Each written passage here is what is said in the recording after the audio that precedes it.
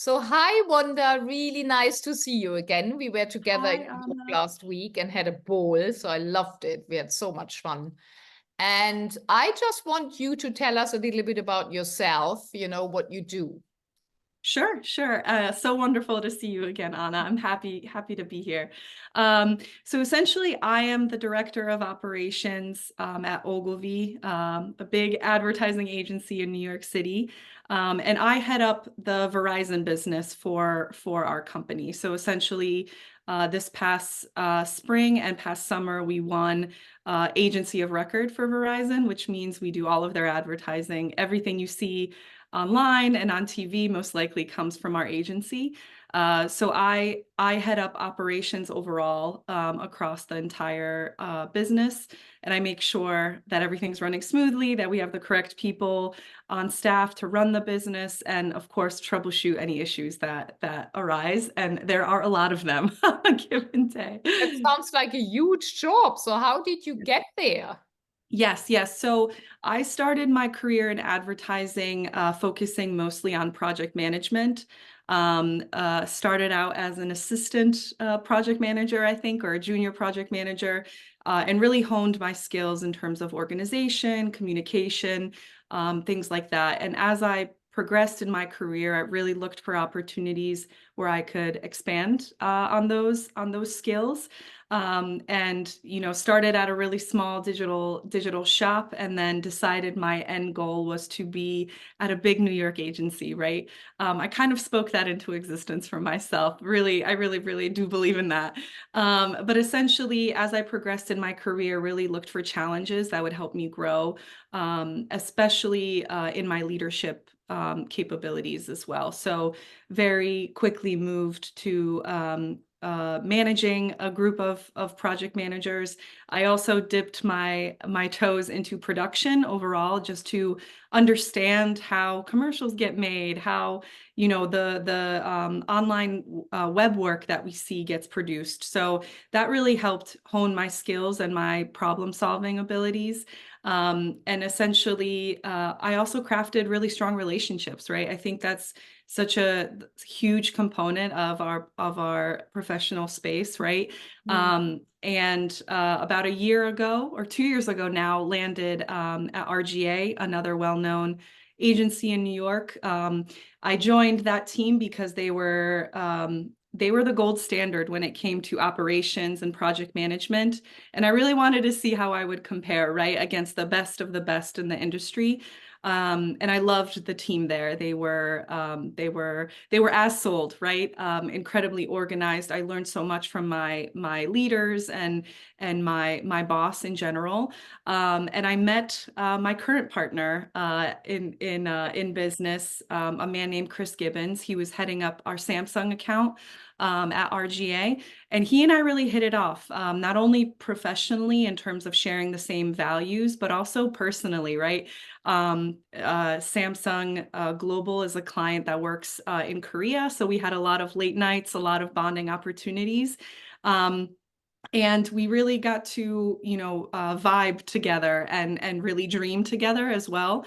And he ended up taking an opportunity to lead as the global client lead at Ogilvy for Verizon.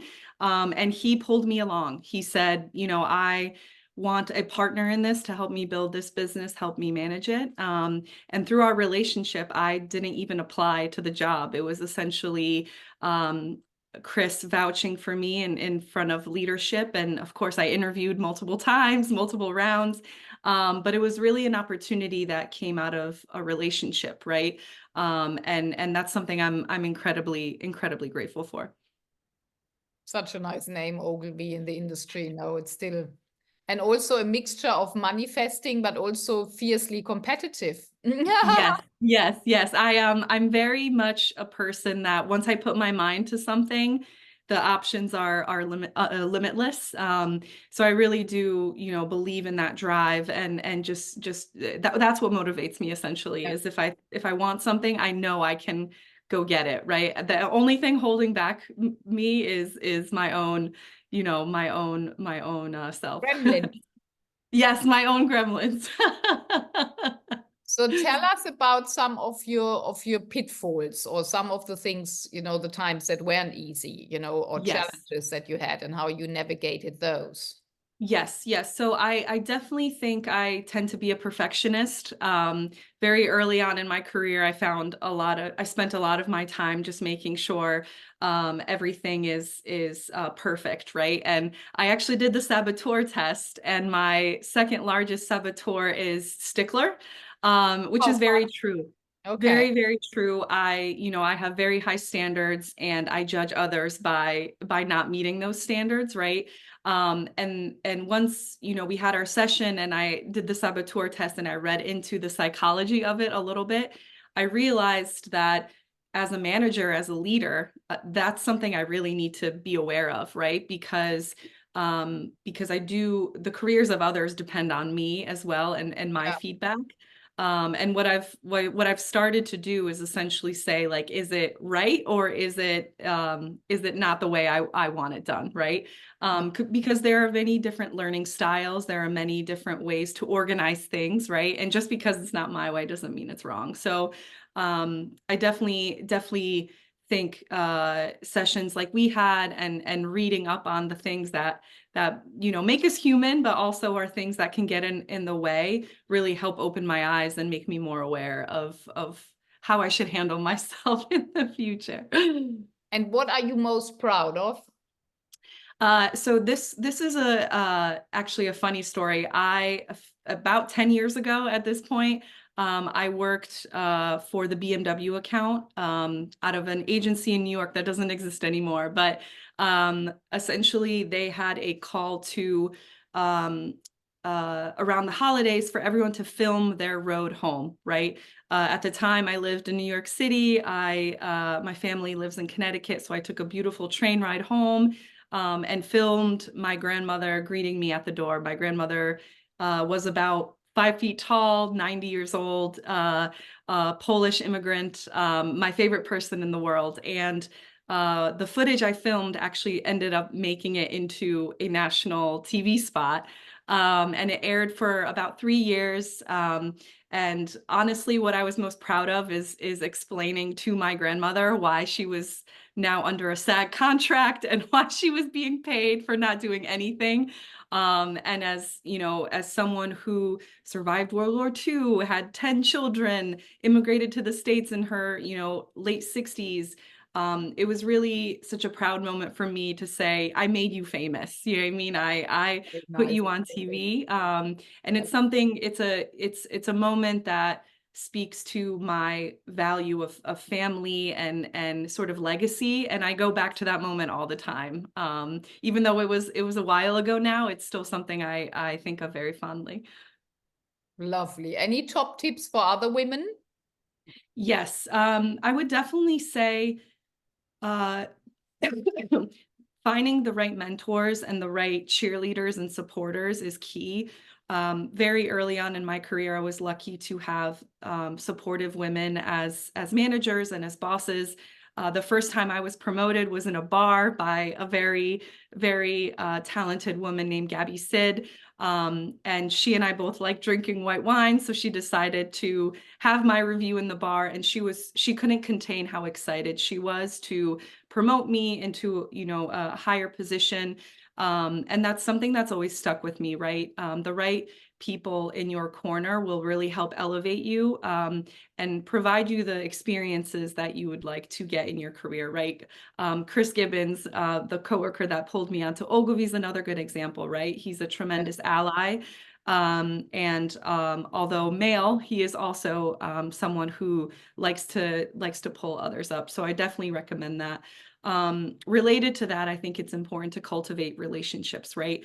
In our session, we talked a lot about our sphere of influence and the people we Mhm. know, right? And initially, when we did that exercise, and Cal said, these 5 circles times 8, I was like, I don't know if I know that many people. But once I made the list, it was very apparent that we have these supporters in different parts of our lives, right? So I think that's huge. And then lastly, this is specific for women in general. I think there's a lot of noise in the industry about needing to be aggressive and assertive in a, male dominated space. But Yeah. something I always go back to, and I tell my teams this as well, is it's really important to lean into the softer skills as well. I hate to generalize, but women, in my experience, or at least myself as a woman, I strive in making connections and really negotiating in a very female centered not emotional, but emotionally in tuned way, right? So I really encourage individuals not to completely block out the femininity and the that side of you, right? It is a very important factor. It makes up the whole person. And I do think soft skills are going to be something that are even more and more important in the future. Yeah, I think my lovely partners from Unlocking Eve call it integrated leadership, where they integrate the masculine and the feminine. And I love, Yes. yeah. So what are your plans, goals, dreams for the future? Yes, yes. So I have always wanted to try being an entrepreneur, or to be an entrepreneur, right? There's no try. We need to be. And that's, my parents are both business owners. They immigrated to the States in the 80s. They both have always been business owners. They've always instilled in me a sense of work ethic, right? And I do want to try my luck at, being my own boss and starting my own company. Honestly, something I've been doing a lot of thinking about since our session, especially, is how to marry my values and my goals with, some of my strengths as a leader, as an organizational leader. And my pipe dream actually is to start sort of a modern travel agency. Nice. In my personal life, I love to travel. I love very bougie hotels and restaurants, and I do think there's an opportunity to use my skills as an organizational leader to get those experiences for others. So that's the dream long term. I do think there are still a lot of opportunities for me to learn as a leader at Ogilvy. But I do want to keep my long-term dream in mind and see where I can pick up on things I'm doing in my professional life to kind of build up those skills as well.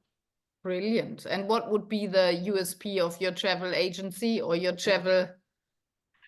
I'm not sure. It's still baking a bit. But there's something, my name is Wanda. I'm starting to throw around like Wanderlust or something like that. I don't know, but we'll see. We'll see. My brother, who I'm very close to, today's actually his birthday, and I'm excited to celebrate him. But he and I are both sort of obsessed with travel. We've gone through some amazing places. He helped plan my recent birthday in January, and I would love to partner with him, honestly, and use his creativity skills and his sort of cultural in the know skills to kind of set something up together that we both love to do, right? So we'll see. I'm happy I have women in my court like you, Anna and Cal, to inspire me. And I do want to, take my own advice and build up mentorship and opportunities where that can be a possibility. I'm sure that will be a success. And Wanderlust is a really good name for a travel agency. Thank you. Thank you, Wanda, for all your good advice. Of course, of course. Happy Love to be here. to see Thank you you. again.